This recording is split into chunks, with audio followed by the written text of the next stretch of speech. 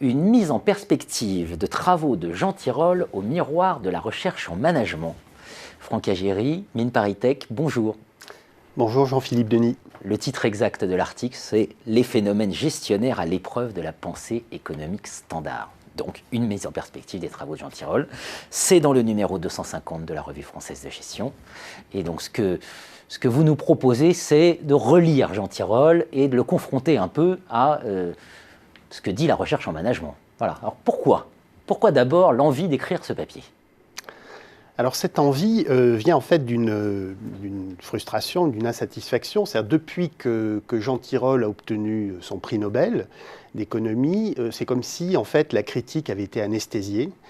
Donc il y a soit des louanges, soit des critiques sur son prétendu néolibéralisme. Et ce que j'ai voulu faire, c'est revenir aux articles, aux textes, parce que notamment, il parle beaucoup d'entreprises, de gestion, de régulation des entreprises, et confronter ce qu'il dit à des travaux de gestion, parce que j'avais noté, j'avais travaillé depuis assez longtemps sur les travaux de Jean Tirole, qu'en fait, il y avait des divergences assez fortes sur un certain nombre de sujets, sur à la fois la problématisation et puis les recommandations. Donc je voulais approfondir cette question. Dans cet article, vous expliquez qu'il y a une représentation quand même de l'entreprise sous-jacente à l'ensemble des travaux de Jean Tirole que vous allez confronter par la suite.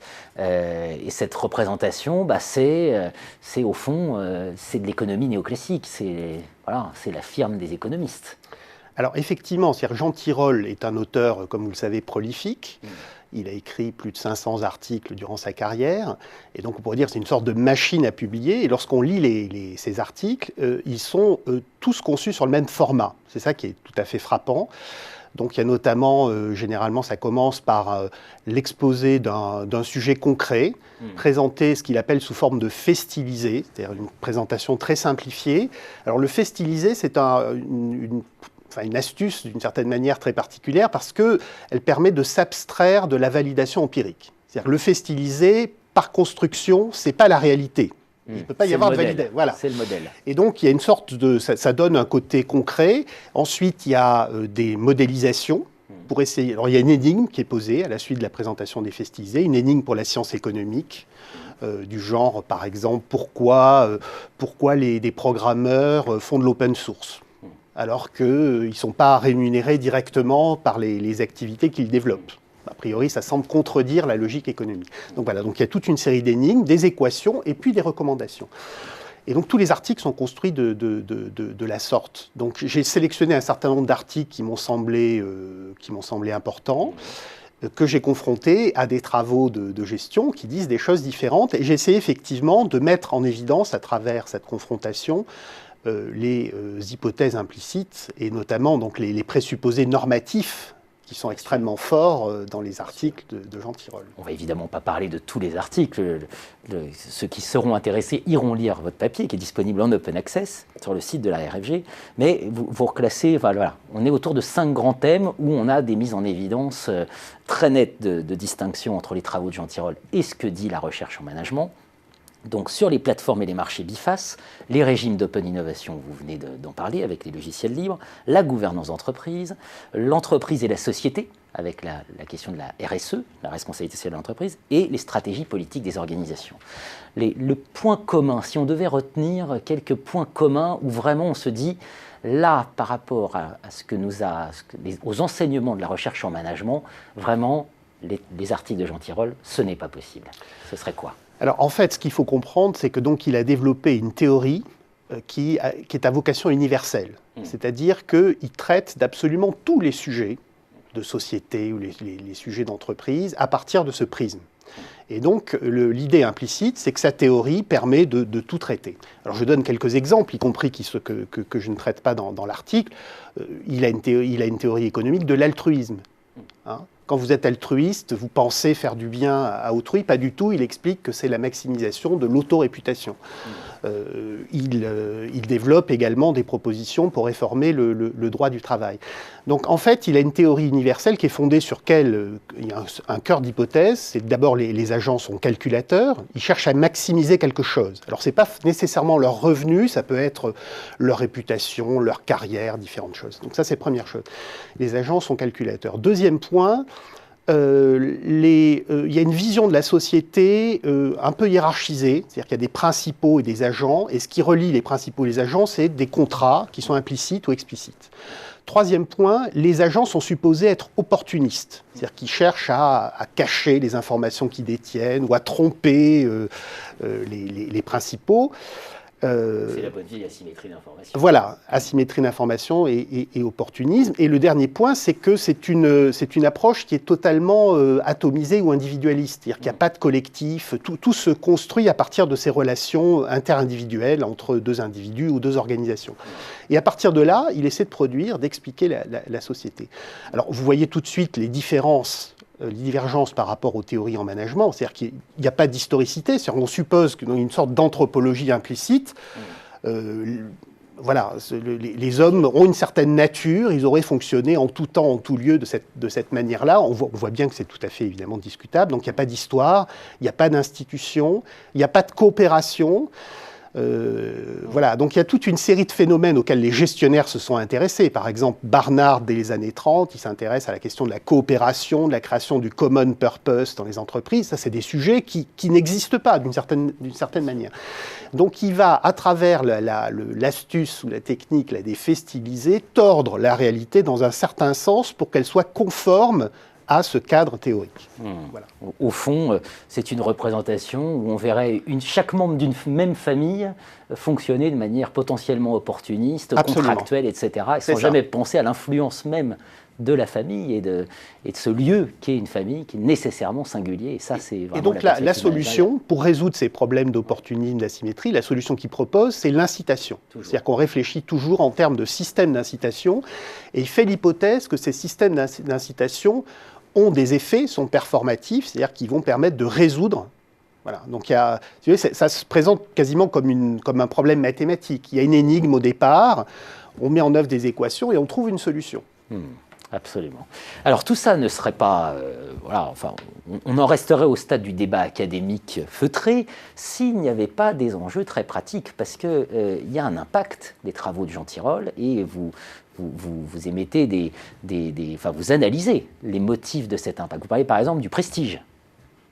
Alors absolument. Donc le point effectivement qui est étonnant, c'est qu'une fois qu'on a décodé, mis à jour donc les ficelles d'écriture, qui ne sont pas propres d'ailleurs à Tirole, enfin je veux dire c'est beaucoup d'économistes pratiquent ce type de modélisation. Ce qui est tout à fait frappant, c'est qu'il a beaucoup d'impact dans le débat public auprès des décideurs publics et privés. Alors évidemment, si on en restait simplement à la sphère académique, ce serait un jeu intellectuel. Et probablement, il y a l'aspect ludique est très important dans le fait de réaliser ce type d'article. C'est-à-dire qu'ils doivent prendre plaisir, effectivement, à faire des petites modélisations. Mais là n'est pas le débat. Le débat, c'est, au fond, pourquoi ces théories, ces recommandations ont de l'impact. Alors évidemment, les rapports qui sont produits pour les décideurs publics et privés, il n'y a pas la partie mathématique. Il y a la problématisation de départ, les recommandations. Et on dit, tout ça a été démontré rigoureusement. Donc il y a la légitimité scientifique de la modélisation. Et c'est là où ça devient problématique. C'est-à-dire qu'évidemment, on ne discute pas les hypothèses implicites et on fait comme si tout ça était absolument évident ou naturel ou avait été démontré de façon scientifique, alors qu'il y a des vraies controverses de fond. Il y a des vraies controverses de fond sur à peu près tous les sujets. Alors d'ailleurs, depuis qu'il est projeté dans le débat médiatique depuis son prix Nobel, il est obligé de s'expliquer sur un certain nombre de recommandations, et c'est là où, quand même, on va dire, il y a des raisonnements et des conclusions qui sont un petit peu flottantes. On ne reviendra pas sur la question de savoir si le Nobel d'économie est un vrai Nobel ou est le prix de la Banque de Suède à la mémoire d'Alfred Nobel, mais vous évoquez aussi la perméabilité, c'est-à-dire qu'il y a des choses qui se jouent en amont de cette prise de décision, et c'est là que les chercheurs en management proposent de mettre le focus. Ce qui se passe à l'intérieur de la famille, ce qui se passe à tout ça, on peut pas... faut s'accorder sur ce qu'on entend et se mettre d'accord sur les mots. Alors, tout à fait. Ce qui est important, c'est en fait les pratiques sont différentes. C'est-à-dire que les chercheurs en management, ce qu'ils font, c'est qu'ils partent de problèmes concrets, ils étudient, ils font souvent un travail de terrain important, alors qu'il peut s'appuyer sur des données quantitatives ou qualitatives. Ils essaient vraiment de faire une analyse approfondie d'un certain nombre de sujets. Et donc, c'est pour ça, dans les exemples que je prends, qui peuvent aboutir à des conclusions qui sont très différentes parce qu'ils n'ont pas ce prisme réducteur de la théorie économique et qui vont tenir compte de phénomènes institutionnels, organisationnels, collectifs, de coopération, d'apprentissage. C'est-à-dire qu'ils ne font pas l'hypothèse a priori que les agents sont opportunistes et nécessairement calculateurs.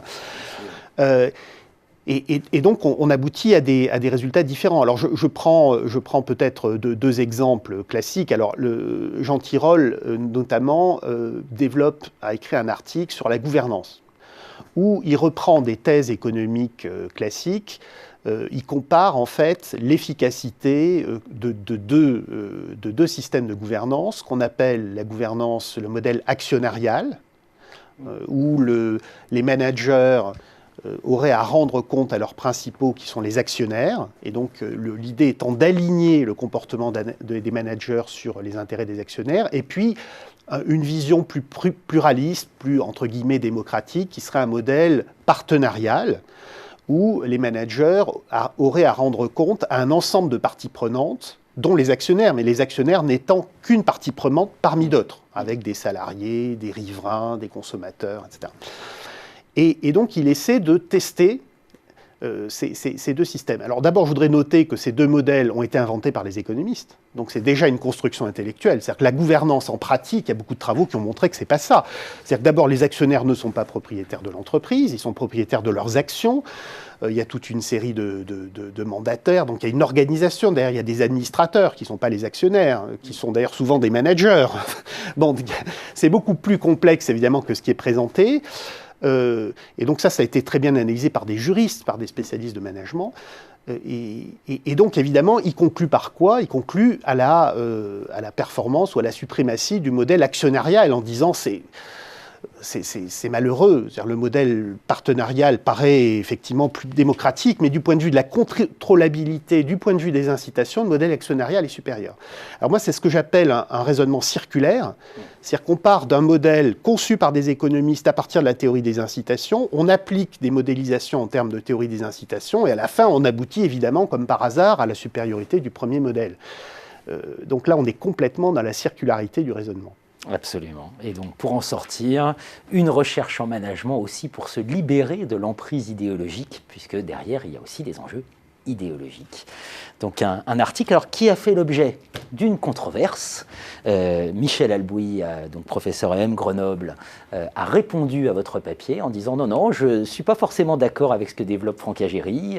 Il y a une utilité des travaux de Jean Tirole pour les chercheurs en management. C'est parfois en caricature un peu. » Vous avez répondu à cette critique. C'est dans le numéro 252. Donc, le papier de départ est dans le numéro 250.